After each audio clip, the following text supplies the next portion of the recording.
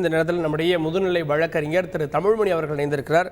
Sir வணக்கம். இப்போ இந்த மாதிரி தண்டனை விதிக்கப்பட்டு பதவி இழந்து மீண்டும் பதவியை பெற்றவர்கள் அப்படின்றது ரொம்ப குறிப்பிடத்தக்க அம்சம்தான். அதில் வந்து ராகுல் காந்தி சமீபத்தில், அதே போல தான் பொன்முடியும் இப்போது மாறுகிறார். இப்போ ஒரு பக்கம் வந்து தண்டனை நிறுத்தி வைக்கப்பட்டிருந்தால் கூட இந்த வழக்கினுடைய மேல்முறையீடு தொடர்ந்து நடக்குமா?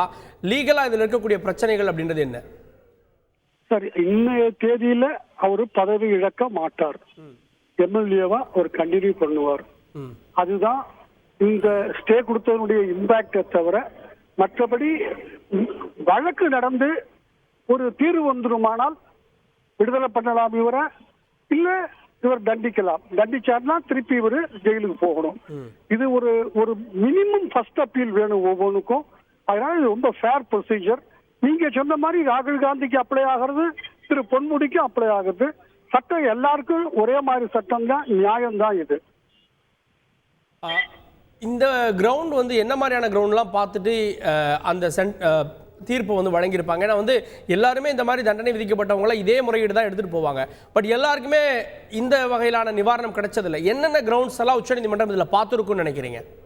சார், இவர் ஒரு மந்திரியும் கூட ஒரு 4-5 பீரியட் இருந்திருக்கிறாரு. அவரு போன முறை அதுதான் அவங்க வக்கீல் ஆர்கியூ பண்ணாரு. புது எம்எல்ஏல பல முறை இருந்திருக்கிறோம் அப்படின்னுட்டு. இது ஒரு மாசம் 2 மாசம் அப்பீல் முடிகிற வரைக்கும் தள்ளி போறதுனால யாருக்கும் எந்த பெரிய இழப்பும் ஏற்படாது. அது நாங்க சட்ட வார்த்தை பேலன்ஸ் ஆஃப் கன்வீனியன்ஸ் வார்த்தையை பயன்படுத்துவோம். அந்த பேலன்ஸ் ஆஃப் கன்வீனியன்ஸ் பிரகாரம் பார்த்தால் 2 மாதம் 3 மாதம் நிறுத்தி வைக்கிறது தவறு இல்லை. அதை தான் இப்போ அவங்க பண்ணிருக்காங்க. அது சரிதான் சார், சட்டப்படி சரி. ஓகே, பட் வந்து இப்போ உச்சநீதிமன்றத்தில் இது மீண்டும் வந்து இந்த வழக்கு எப்படியும் மேல்முறையீட்டுக்கு போகும். அங்க விசாரணை முடிகிற வரைக்கும் இதே நிலைமை தானே தொடரும்? அதை எதிர்பார்க்க முடியாது சார். 2வது 3வது ஸ்டேஜ்ல எதிர்பார்க்க முடியாது. இது ஃபர்ஸ்ட் ஸ்டேஜ். ஒரு எலிமெண்டரி ஜஸ்டிஸ் நடக்கணும் ஒருத்தருக்கு. இந்த நேரத்துல மெரிட்ஸ பார்க்க மாட்டாங்க. அவர் குற்றம் செய்தாரா இல்லையா, குற்றம் செய்ததற்கான ஆதாரம் இருக்கிறதாங்கிறது இந்த ஸ்டேஜ்ல கன்சிடர் பண்ண மாட்டாங்க.